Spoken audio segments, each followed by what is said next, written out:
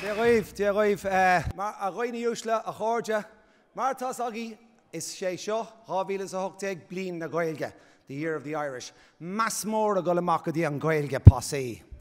Agus má tá se bheith tweetáil, déan cinnte gur hashtag Gaeilge 2018 it's our year. Agus a rísim líana tá aitheantas idirnáisiúnta buinte amach ag na chlárachaí gon céad sco inar teanga dúchais. Agus seasan na chlárachaí amach seo mar a chuid is fearr go éon teanga ar bith. Tugam muid a nocht aitheantas dóibh Somália chomá. Siad na hanamcháin na nominees don chlár Gaeilge is fearr ná Fir Bolg.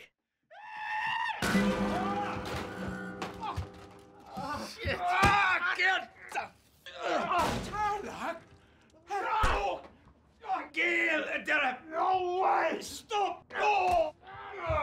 Here, Harley, and run! Okay? Okay. Frank O'Connor. Dearg Bhí caitheann na mór a cultúrasúil ag an nám agus nó bhí O'Connor is stígan na lár agus troid go fíochmhar son na síirste daíre. Rocky Ross Muck. Tá mé ab sin téad chuide suas má spiris a lá níos ná muintir na héir na bheith breachahfuil Somália be agus ar me gar a héir na scoile síos. Skater bhí an na be? Russ Naroon.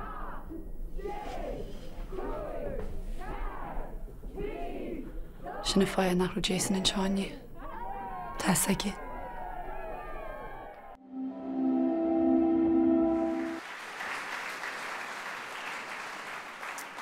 And the IFTA goes to Fir Bolg.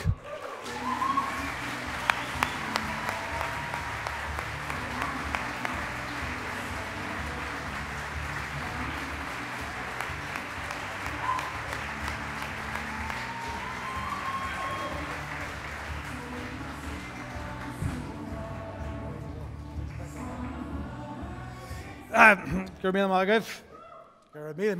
really wasn't expecting this, but on our sermon, do Shinna Glocker, son Goctin, a via gober Fir Bolg, the Fir and her fad, na hash story, via Cuba and hash story on show, Patrick Bergen, August Sean McGinney, Mila Buikas.